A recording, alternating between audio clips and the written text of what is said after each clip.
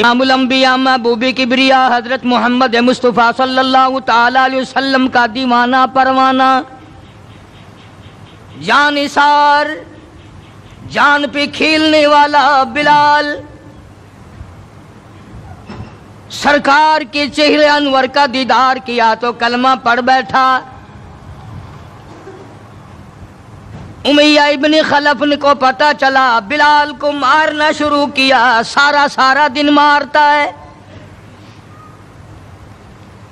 لوہے کی زرہ پہنا کر دھوپ میں سارا دن لٹائے رکھتا ہے، گرم ہو جاتی ہے، بدن جل جاتا ہے، سارا دن نمبر وار پٹائی کرتے ہیں۔ شام کے وقت سیدنا بلال رضی اللہ تعالیٰ عنہ کے پیروں میں رسے ڈال کر مکے کے لڑکے گلیوں میں گھسیٹے پھرتے ہیں۔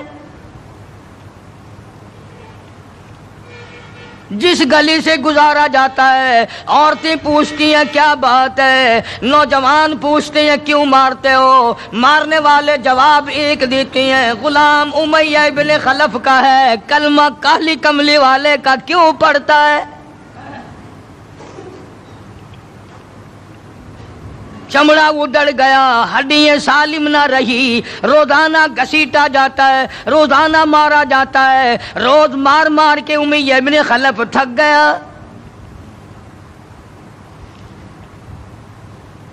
خود بھی دوسرے لوگ بھی امداد کو آتے ہیں کافر کی۔ سیدنا بلال رضی اللہ تعالیٰ عنہ کے گلے پہ پاؤں رکھ کر پورا وزن ڈال دیتا ہے، سینے پہ پتھر کی چٹان رکھتا ہے، کمر کے نیچے دہکتے ہوئے بھڑکتے ہوئے کولے اور شعلے ہیں، آگ بجھ جاتی ہے مگر بلال غریب کو چھوڑا نہیں جاتا۔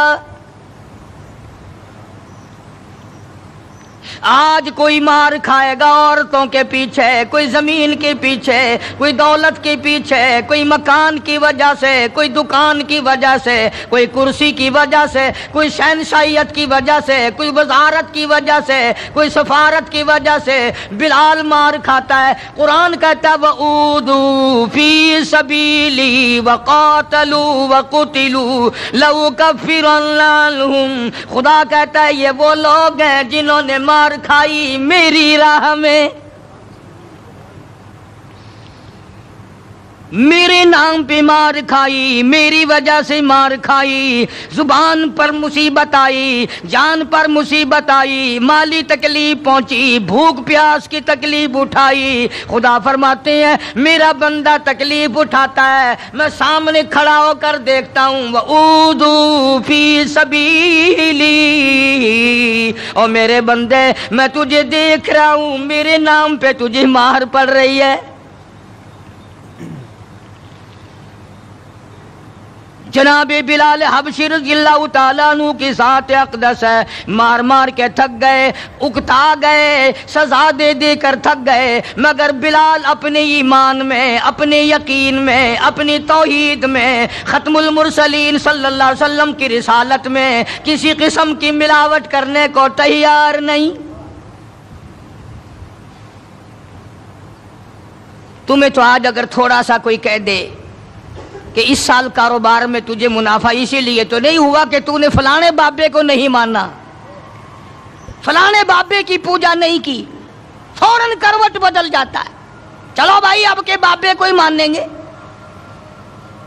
یہ وہ بلال ہے جو کسی بابے کو نہیں مانتا، کسی قبر والے کو نہیں مانتا، جو کسی اونچے نیچے کو نہیں مانتا، کسی بڑ کا پجاری نہیں، پیپل کا پجاری نہیں، کسی کھو کا پجاری نہیں، کسی جنڈی گھنڈی کا پجاری نہیں، کسی درخت کا پجاری نہیں، چاند سورج ستاروں اور پانی کا پجاری نہیں، وہ صرف ایک اس کائنات کے مالک کا پجاری ہے جو خداوند عالم کی ذات ہے۔ مار بھی کھاتا ہے، قریب سے جناب ابو بکر صدیق رضی اللہ تعالیٰ عنہ گزرے، مار پڑ رہی ہے، اس قدر مارا، گلے پہ پاؤں رکھ کر دبایا۔ ابو بکر صدیق رضی اللہ تعالیٰ عنہ فرماتے ہیں میری آنکھ نے دیکھا بلال کی ایک بالشت زبان باہر لٹکی ہوئی تھی۔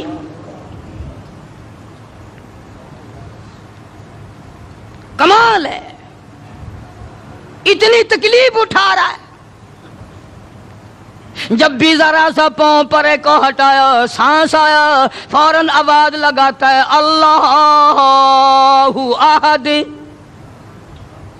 मेरा खुदा एक है, मेरा माबूद एक है, मेरा कारसाज एक है, मेरा पैदा करने वाला एक है, मेरी जान का मालिक एक है। वल्लाहु अला कुल्ली शैइन कदीर। वही हर चीज पे कादिर है। मेरी जान पे भी उसी की कुदरत है, मेरे यकीन पे उसी की कुदरत है। और मारने वालों, मैं सच्चा आशिक हूँ। तुम मारते थक जाओगे, मैं मार खाता न थकूंगा। इसलिए जिसकी वजह से मार खा रहा हूँ वो हय्यु कय्यूम है, मैं उसी का बंदा हूँ।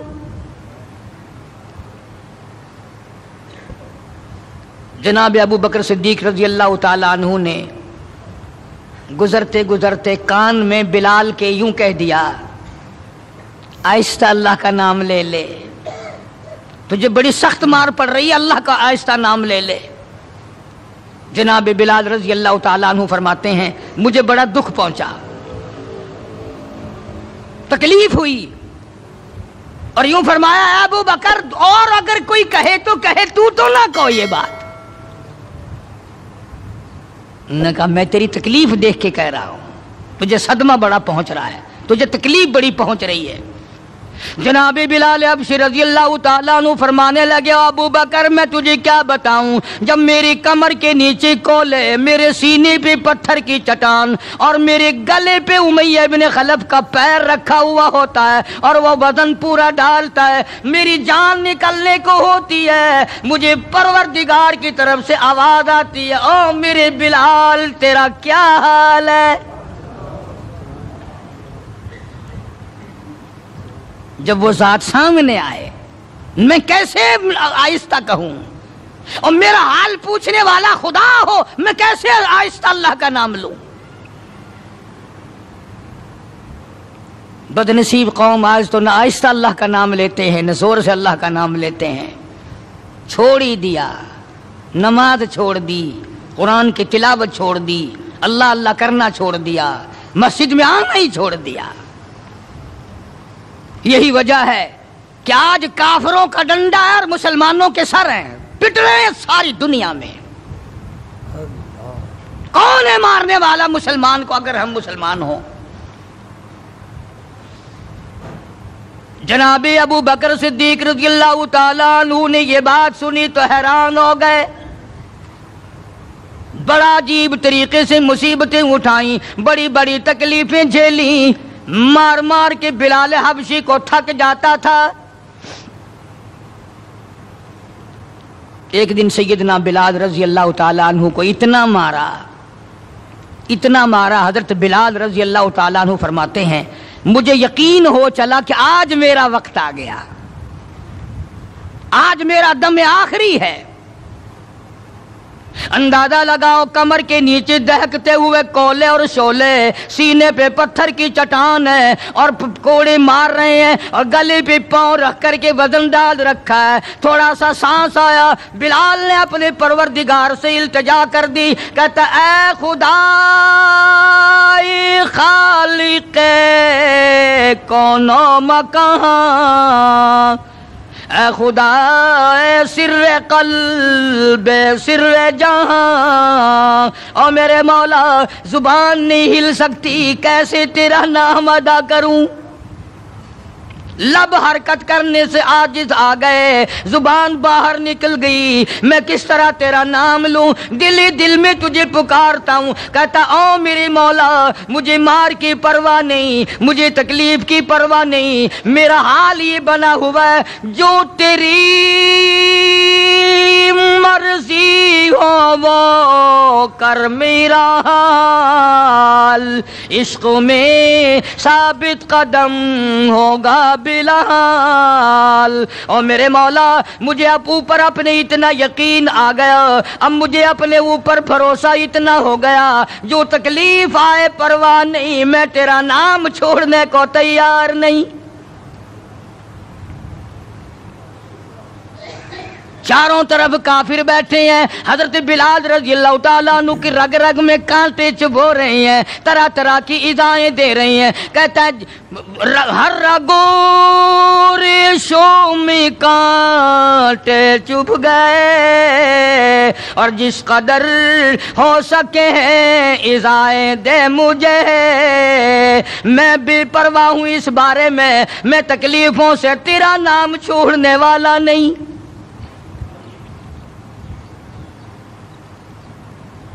جناب ابو بکر صدیق رضی اللہ تعالیٰ عنہ نے حال دیکھا. آج کا دولت مند رات دن سوچتا ہے دوسرا کارخانہ کس طرح سے لگاؤں، کاہے کا لگاؤں، کہاں لگاؤں، دوسری فیکٹری کہاں لگاؤں، دوسرا کاروبار کس طرح پہ بڑھاؤں. یہ مکے کا دولت مند تاجر ہے جس کا نام ابو بکر صدیق ہے رضی اللہ تعالیٰ عنہ. یہ مکے کی گلیوں میں اس نیت سے چکر لگاتا ہے کوئی مصیبت زدہ مسلمان ہوگا تو دولت خرچ کر کے اس کو آزاد کراؤں گا.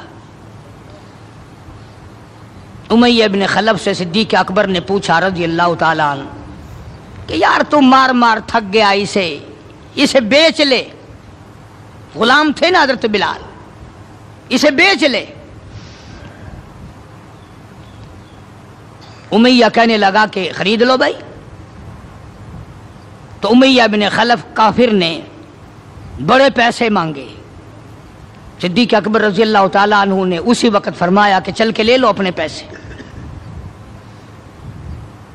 امیہ جو مکے کا سردار تھا کہنے لگا ابو بکر میں تو تجھے بڑا عقل مند سردار اور ہوشیار تاجر سمجھتا تھا، آج پتا چلا تجھے تو عقل ہی نہیں. جناب ابو بکر صدیق رضی اللہ تعالیٰ عنہ نے پوچھا کیوں؟ وہ کہنے لگا یہ تو میرے ناک پہ لڑا ہوا ہے، مار مار کے میں تھک گیا، دوسروں سے مروا کے میں تھک گیا. اندازہ لگاؤ اور اپنے ایمان کا بھی پتہ کرو، سارا مکہ مارنے والا اکیلا بلال مارے کھانے والا. کہنے لگا یہ تو میرا درد سر بنا ہوا ہے، اگر تو یوں ہی کہتا نا غلام مجھے دیتے میں تیرے متھے مار دیتا. تو انہیں اتنی بڑی رقم دینی کر لی، یہ کوئی تیری عقل مندی ہے؟ کہاں یہ سر پھرا غلام جو کسی کام کا بھی نہیں، رات دن مار کھاتا ہے، اور اتنی بڑی رقم دینے کے لیے آپ آمادہ ہو گئے. جناب صدیق اکبر سبقت رضی اللہ تعالیٰ عنہ نے فرمایا امیہ میں بھی تجھے مکے کا سردار سمجھتا تھا، آج پتا چلا تو پرلے درجے کا گدھا ہے. انہوں نے کہا کیوں؟ کہ وہ اس لیے کہ ہو بلال اور قیمت یہ مانگی تو نے، بلال جیسی ذات ہو اور قیمت یہ مانگی. اگر آج پوری دنیا کی دولت تو مانگتا اور میرے پاس ہوتی، میں اپنی جان دے کر کے بھی بلال کو خرید کے آزاد کرتا. چنانچہ خرید لیا، آزاد کر دیا، دربار رسالت میں پیش کر دیا. جناب حضرت محمد الرسول اللہ صلی اللہ تعالی علیہ وسلم کو پیار آیا. اندازہ لگاؤ بلال کے زخموں کو دیکھ کر آقا دو عالم صلی اللہ علیہ وسلم کو رونا آ گیا. اسلام کے لیے مار کھائی، ایمان کی وجہ سے مار کھائی، اپنے یقین کی وجہ سے مار کھائی، کوئی سیاسی غرض نہیں، کوئی دنیاوی غرض نہیں. جناب رسالت مآب صلی اللہ تعالی وسلم نے، اللہ پاک نے اس کا پھل یہ دیا بلال کو، اس کا معاوضہ یہ دیا کہ دربار رسالت میں مؤذن بن گئے. اذان دینے کی جو ڈیوٹی تھی، منصب تھا، وہ حضرت بلال کو ملا رضی اللہ تعالیٰ عنہ. جناب مدنی کریم صلی اللہ تعالی علیہ وسلم کے گھر کے خرچے، اخراجات، سودا سلف لانے کی ڈیوٹی حضرت بلال رضی اللہ تعالیٰ عنہ کے ذمے تھی. کوئی کسی محکمے کے صاحب کا سامان لائے گا، کوئی کسی محکمے کے صاحب کا سامان لائے گا، کوئی کسی تاجر کا سامان خرید کے لائے گا، کوئی کسی افسر کا سامان خرید کے لائے گا. بلال تیرے پیروں سے اڑی ہوئی خاک پہ قربان ہو جاؤں، تو شہنشاہ کائنات کے دروازے کا غلام ہے، تو حضور کریم صلی اللہ تعالی علیہ وسلم کا سامان لاتا ہے، اور 5 وقت اذان کی ڈیوٹی ہے. آپ صلی اللہ علیہ وسلم کے لیے قرضہ بھی لے کے آتا تھا بلال یہودیوں سے. ایک دفعہ ایک قرضے والے نے جان کر کہ دوبارہ اسے پھنساؤ، غلام بناؤ، حضرت بلال رضی اللہ تعالیٰ عنہ اذان دینے کے لیے تیار کھڑے تھے، یہودی آیا اور آ کے کہنے لگا، یہ جو بدنصیب آدمی ہوتا ہے نا، جس کے ایمان نہیں ہوتا، وہ بے ادبی بڑی کرتا ہے۔ آج بھی تجربہ ہے اللہ والوں کی، علماء کی، بے ادبی وہی کرے گا جس کے اندر ایمان کی رتی نہ ہو۔ بے ادبی کے الفاظ وہی بولے گا ایمان کی رتی نہ ہو۔ تو حضرت بلال کو آ کر کے آواز دینے لگا اور کہنے لگا، او کالے۔ حضرت بلال نے فرمایا کیا بات ہے؟ کہ یا تو کل شام تک پیسے آ گئے، ورنہ یاد رکھ تجھے پھر غلام بنائیں گے ہم۔ جناب حبشی رضی اللہ تعالیٰ عنہ مدنی کریم صلی اللہ تعالیٰ علیہ وسلم کی خدمت عالیہ میں تشریف لائے، عرض کیا کالی کملی والے فلانا یہودی آ کر کے بڑی زبردست دھمکی دے گیا، وہ مجھے پھر دوبارہ غلام بنانا چاہتے ہیں، وہ پھر مجھے پریشان کرنا چاہتے ہیں، میں اب اتنا بڑا قرضہ کیسے ادا کروں؟ میں صبح کہیں نکل جاؤں گا، چھپ جاؤں گا، روپوش ہو جاؤں گا، جب کوئی انتظام ہو جائے اطلاع فرما دینا، میں حاضر خدمت ہو جاؤں گا۔ اے بلال تجھے مبارک ہو، تو سرکار دو عالم صلی اللہ تعالی علیہ وسلم کے قرضے کی وجہ سے پریشان ہے۔ ذرا سوچیں وہ لوگ جن کو اللہ تعالیٰ نے دولت بخشی ہے، جن کو اللہ پاک نے کھانے پینے کے لیے دیا ہے، کہ ہمارے نبی حضرت محمد کریم صلی اللہ علیہ وسلم نے کن دکھوں سے اپنی زندگی پاس کی ہے، قرض لے لے کر۔ صرف قرض نہیں، آج ہم یہودی بن کے مر رہے ہیں، عیسائی بن کے مر رہے ہیں، کافر اور مشرک بن کے مر رہے ہیں۔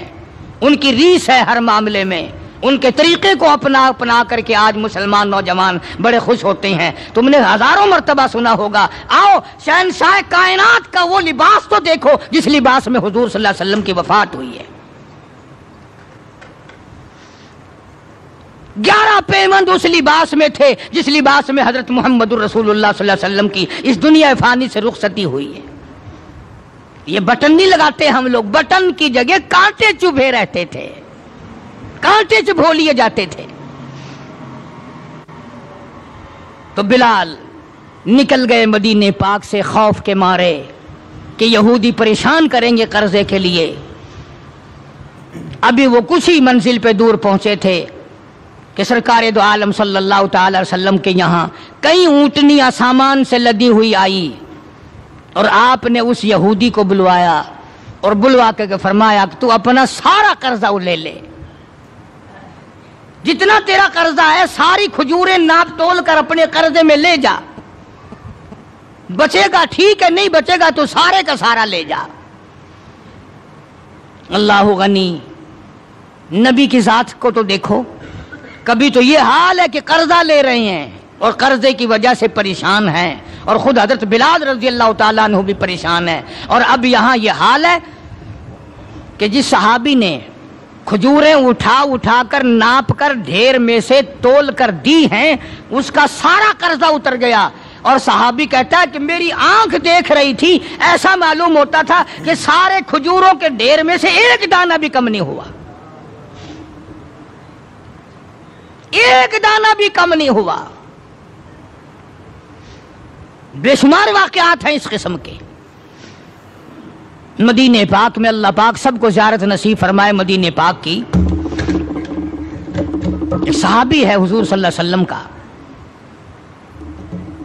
اس کا باپ فوت ہو گیا، قرضہ تھا باپ کے ذمے، اس نے سارے سیزن کی کھجوریں اکٹھی کی اور ڈھیر لگا کر سرکار دو عالم صلی اللہ علیہ وسلم کی خدمت عالیہ میں آیا کہ جی فلاں آدمی کا میرے ابا کے ذمے قرض ہے، وہ آپ کھڑے ہو کر اتار دیں، اپنے سامنے وہ قرضہ اتروا دیں۔ ساری کھجوریں میں نے سنبھال کے رکھی ہیں، بچوں کو ایک دانہ نہیں دیا میں نے۔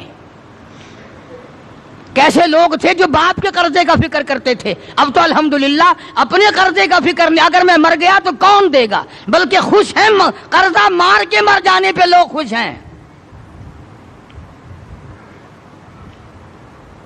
حالانکہ قرضہ ایسی چیز ہے کہ حضور کریم صلی اللہ تعالی علیہ وسلم نے جب تک یہ پوچھ نہ لیا کبھی بھی کسی کا جنازہ نہیں پڑھایا جب تک یہ پوچھ نہ لیا کہ اس کے ذمے کسی کا قرضہ تو نہیں، اور اگر پتا چلا کہ ہے تو فرمایا ضامن بنو، کون دے گا؟ اور اگر ضامن کوئی نہیں بنا تو حضور نے کسی صحابی سے جنازہ پڑھوا دیا، خود جنازہ چھوڑ دیا۔ یہ تھوڑی بات ہے کہ نبی جنازہ چھوڑ دے۔ آج لوگ گسے مارتے ہیں، بڑے خوش ہوتے ہیں، کوئی گل نہیں، ایسا کوئی بھجے ہوئے نہیں۔ آدمی اپنا قرضہ جو منگا کے مڈی چاہ گئے ہیں، بھج گئے کتائی، دینا نہیں، ڈرتا نہیں، اگر میں مر گیا تو میرا قرضہ کون دے گا؟ یہ تھوڑی مصیبت ہے، یہ تھوڑی بات ہے۔ اور نبی جس کا جنازہ چھوڑ دے، نبی جس کی جنازے کو چھوڑ کر ہٹ جائے، یہ کوئی تھوڑی بات ہے۔ پہلے لوگ دعائیں مانگا کرتے تھے، یا اللہ مقروض بنا کے نہ ماریو، اور اب دعا کرتے ہیں یا اللہ جتنا گڑ گپا کر کے مروں اتنا ہی اچھا۔ بے ایمانی کر کے مرنا چاہتے ہیں، لوگوں کا پیسہ کھا کے مرنا چاہتے ہیں، فنکاری کر کے مرنا چاہتے ہیں۔ شرم نہیں، یہ کوئی موت ہے؟ یہ کوئی مرنا ہے؟ یہ تو لعنت کی موت ہے۔ کسی کا کھا کے مر جاؤ، جب وہ سنتا ہے تو کہے گا نہیں، اور تجھ پر خدا کی لعنت ہو، میرا روپیہ کھا کے مر گیا۔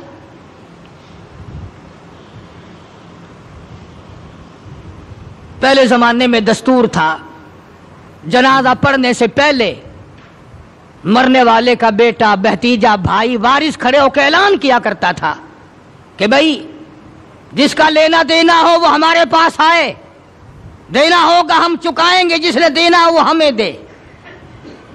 اعلان ہوا کرتے تھے کہ جو قرضہ مانگنے والا ہو وہ ہمارے پاس آئے، ہم قرضہ دیں گے۔ اب قرضے کا اعلان تو ہے نہیں، اب تو یہ اعلان ہوتا ہے کہ فلاں تاریخ کو آنا، تمہیں چھولے ڈال کر چاول کھلائیں گے، کل خانی ہوگی۔ قرضہ کون اتارے؟ اور اگر کوئی آ بھی جائے مانگنے لگا جی تساں جانو اساں کوئی ضامن لگے ہیں، ایسا کوئی ٹھیکہ چاہیا ہے، ہم نے کوئی ضمانت اٹھائی ہے تمہاری۔ مدینے کا صحابی حضور کریم صلی اللہ تعالی علیہ وسلم کی خدمت عالیہ میں آیا، میرے ابا کے ذمہ قرض ہے، میری غیرت گوارا نہیں کرتی، میری طبیعت گوارا نہیں کرتی، میرا مزاج گوارا نہیں کرتا، میں بیٹا دنیا میں موجود ہوں، میرا ابا قبر میں مقروض پڑا ہو۔ مدنی کریم صلی اللہ تعالی علیہ وسلم نے فرمایا ساری کھجوریں اکٹھی کر لی، گھر میں کتنی رکھی ہے؟ بچوں کے لیے کتنا رکھا ہے کھانے کے لیے؟ انہوں نے کہا گھر میں، کہ جی ہاں، کہ اللہ اور اس کے رسول کا نام رکھا ہوا ہے، ساری کھجوریں میں نے یہاں اکٹھی کر رکھی ہیں۔ آخرت کا فکر ان لوگوں کو تھا۔ سرکار مدینہ صلی اللہ تعالی علیہ وسلم نے فرمایا اسے بلا، قرض لینے والے کو میں تیری سفارش کر کے آدھا اس سال لے لے گا، آدھا اگلے سال لے لے گا، آدھی کھجوریں بچوں کے لیے رکھ لے۔ صحابی رونے لگا، کہنے لگا میں ایسی کھجوریں اپنے بچوں کو کھلانے کو تیار نہیں، ہم بیٹھ کے کھجوریں کھائیں، میرا ابا قبر میں مقروض پڑا ہو، ہم ایسی کھجوریں کھانے کو تیار نہیں۔ عرض کر دیا حضور کریم صلی اللہ علیہ وسلم کی خدمت عالیہ میں کہ ایک دانہ میں گھر لے جانے کو تیار نہیں، قرضہ اتاریے۔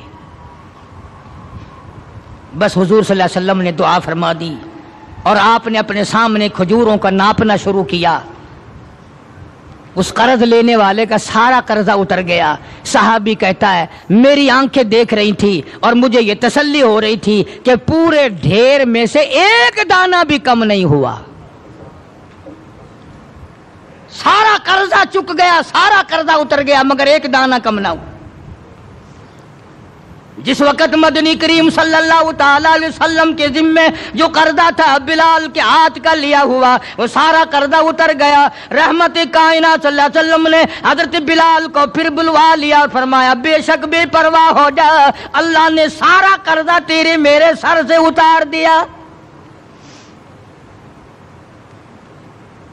بھوک کی مصیبت بھی دیکھی، پیاس کی مصیبت بھی دیکھی، اور اتنا زبردست عشق تھا کہ جب مدینے پاک میں اذان دیتا تھا تو جب اشہدو ان محمد رسول اللہ کہتا تو حضور کریم صلی اللہ علیہ وسلم کی طرف اشارہ کرتا تھا کہ میں ان کی رسالت کی گواہی دے رہا ہوں۔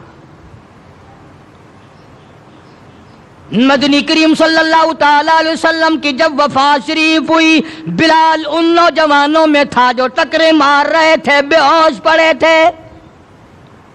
کہاں جاؤں، کسے دیکھ کے اپنا گزارا کروں، کس کا دیدار کروں، کس کو اپنا آقا مولا بناؤں، کون میرے سینے پہ ہاتھ رکھ کے پوچھے گا بلال تیرا کیا حال ہے، کون پوچھے گا مجھ سے؟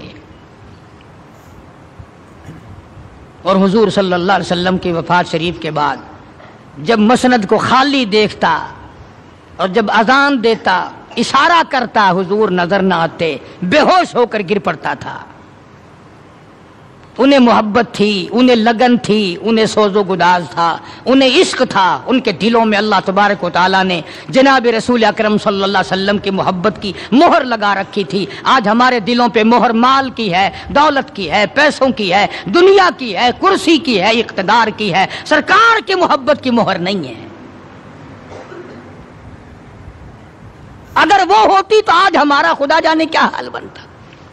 اس لیے قرآن کریم نے ان لوگوں کی تعریف کی، فرمایا الذین آمنوا وہاجروا وجاہدوا فی سبیل اللہ، بے شک وہ لوگ جنہوں نے اللہ کے نام پہ ہجرت کی، اللہ کے نام پر ایمان لائے، اسی کے نام پہ ہجرت کی اور جہاد کیا میری راہ میں، بِأَمْوَالِهِمْ وَأَنفُسِهِمْ، مالی قربانی کی، جان کی قربانی دی۔ اللہ کہتا ہے اولئک اعظم درجۃ عند اللہ، یہی ہے وہ لوگ جن کے بہت بڑے درجے بلند ہیں میرے یہاں، میں خدا کے نزدیک ان کے درجے بڑے ہیں، میں خدا کے نزدیک ان کے مقام بڑے اونچے ہیں، میں پروردگار عالم کے نزدیک ان لوگوں کے مقامات بڑے اونچے ہیں، اور خدا جن کو اونچا کہے وہ کتنے اونچے ہوں گے۔ اور دونوں شہادتیں اللہ پاک کی قرآن میں ہیں حضرات صحابہ کرام کے بارے میں۔ تمہارا اس طرف دھیان نہیں، تمہیں تو صرف تھوڑی سی کوئی انگلی لگا دے، دیکھو جی فلانے نے فلانے کا حق مار لیا تھا، دیکھو نا جی برا ہوا نا جی، اوہو تم بھی فیصلہ کر جج بن جاتے ہو، تم بھی فیصلہ کرنے والے بن جاتے ہو۔ ٹھیک ہے یار، صحابہ کے درجے تو بڑے ہیں، مگر یہ بات تو نہیں چاہیے تھی انہیں۔ تجھے کیا پتا ہے؟ تجھے اپنے ایمان کا تو پتہ نہیں، تو صحابہ کرام کے ایمان کا پتہ کرتا ہے۔ ساری عمر گوں کھاتے گزر گئی، حرام کا پیشاب پیتے گزر گئی، ہم صحابہ کرام کے فیصلے کریں گے؟ اور فیصلہ کرنے والے ہم، اور فیصلہ نبی کے یاروں کا، نبی کے دیوانوں کا، نبی کے پروانوں کا۔ خدا گواہ ہے، خدا کہتا ہے بِأَمْوَالِهِمْ وَأَنفُسِهِمْ کہ ان لوگوں نے مال بھی قربان کیا، جان بھی میرے اوپر قربان کر دی۔ خدا گواہ ہے، رسول گواہ ہے، قرآن گواہ ہے۔ تم صحابہ کرام میں 1 کروڑ عیب نکالو، کوئی صحابہ کے درجے کو نقصان نہیں پہنچا سکتا۔ 1500 سال پہلے کی باتیں کرنے کے لیے بڑے ہوشیار ہو، آج کل کی باتیں کوئی نہیں کرتا۔ کیسے کریں؟ انشاءاللہ شام جیل میں ہوگی۔ آج کل کی باتیں کرو نا، کس محکمے میں کیا ہو رہا ہے، کس جگہ کیا ہو رہا ہے، کیا کر رہے ہیں وزراء، کیا کر رہے ہیں سفراء، کیا کر رہے ہیں بڑے بڑے افسر، ان کی بات نہیں کرتے، رسالے چھاپے پھرتے ہیں صحابہ کرام کے نام پر۔ میں تمہیں ایک بات کہتا ہوں، آج بڑا بد نصیب ہے وہ آدمی، اور بڑا بدبخت ہے وہ آدمی، اور میں تو آگے بڑھ کر کہوں گا بڑا لعنتی ہے وہ آدمی جو محمد صلی اللہ علیہ وسلم کے یاروں کا شکوہ کرے، گلہ کرے حضور کے یاروں کا، ان یاروں کا جو حضور کے آڑے وقت میں کام آئے، جنہوں نے حضور صلی اللہ علیہ وسلم کے ساتھ ہو کر اپنے پیٹ پہ پتھر باندھے اور فاقے کاٹے، مصائب جھیلے، پیاسے مرے، بھوکے رہے، ان کا گلہ کرتے ہو۔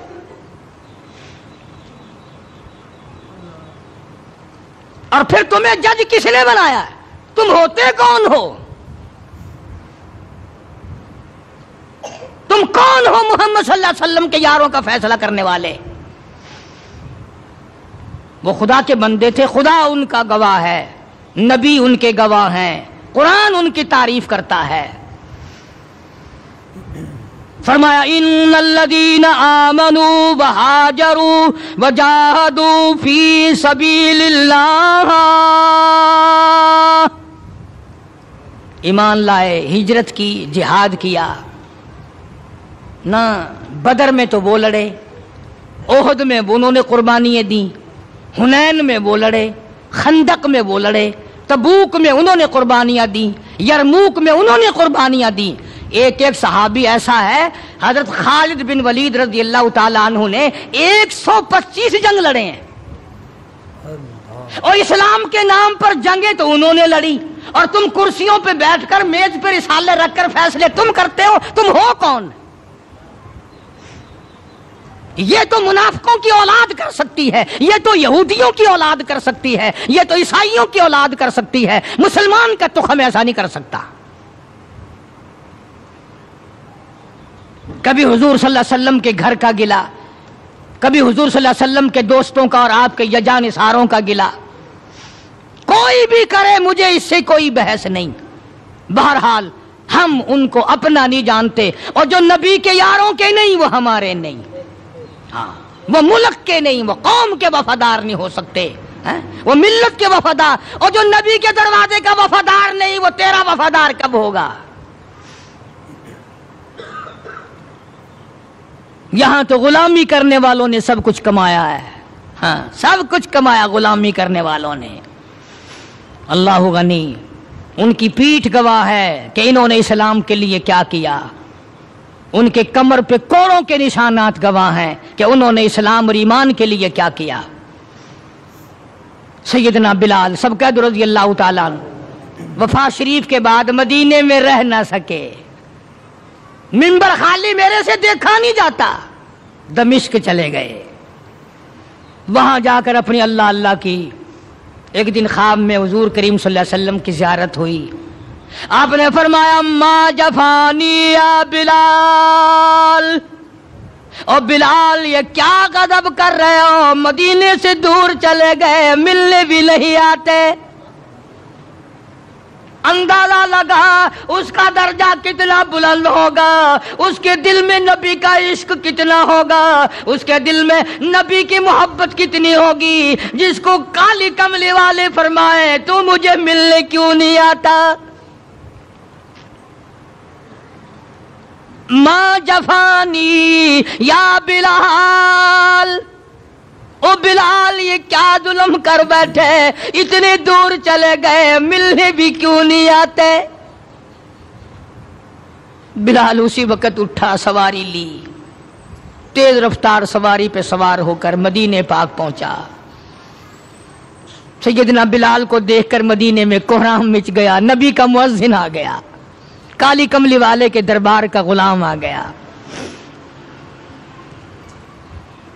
سارے لوگ چاروں طرف جمع ہو گئے، حسنین کریمین رضی اللہ تعالیٰ عنہما کو جا کے ملے، بلا کے لائے، فاطمۃ الزہرا کے لخت جگر بیٹو، علی مرتضیٰ کے شیر جوانوں، تمہاری بات نہیں موڑیں گے، ذرا اذان کی فرمائش کرو، اذان تو دے دے، نبی کے زمانے کی بلال آئے ہوئے ہیں۔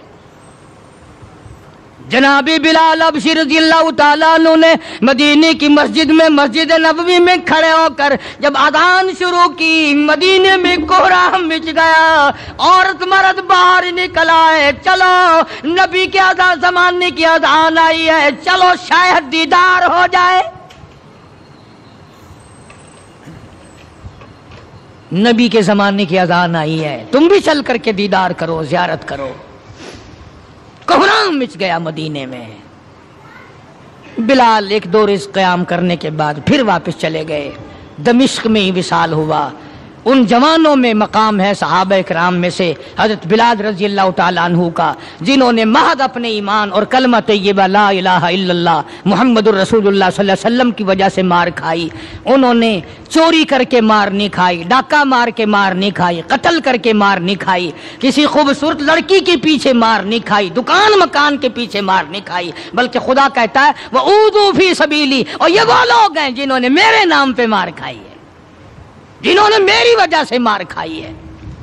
عرض کرنے کا مقصد یہ، لوگوں کے کہنے میں مت آیا کرو، یہ جو پھرتے ہیں نا کتابیں لیے ہوئے، اس کتاب میں یہ لکھا ہے، اس کتاب میں اس کو کہہ دیا کرو کہ ان کو آگ لگا دو، کتاب ان کتابوں کو آگ لگا دو جن کتابوں میں نبی کے دیوانوں کا گلا ہو، شکوہ ہو، دشمنی ہو۔ یہ دیکھو قرآن سارا گواہ، نہ تمہارے لا کالج کے شاگرد پاس ہیں اور نبی کے شاگرد فیل ہیں، تمہاری یونیورسٹیوں کے اسٹوڈنٹ پاس ہیں اور مدینہ یونیورسٹی کے شاگرد فیل ہیں۔ عقل ہے کھوپڑی میں؟ اور آج کے پروفیسروں کے شاگرد پاس اور امام الانبیاء کے شاگرد فیل۔ آج روس اور امریکہ کے ماننے والے، اپنے ازم پر جان دینے والے لوگ پکے اور نبی کے دیوانے کچے، تمہیں بتایا کس نے ہے؟